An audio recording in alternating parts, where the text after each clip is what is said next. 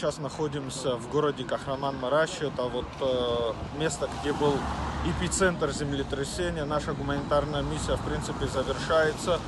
Груз, который был сформирован в Абхазии, будет передан здесь официальным структурам Турецкой Республики. Это управление Министерства внутренних дел по чрезвычайным ситуациям и ликвидациям чрезвычайных ситуаций.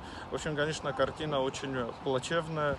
Действительно, очень большое разрушение в городе. И не только здесь, мы были и в селах близлежащих, абхазо-черкесских, так скажем, и большие разрушения.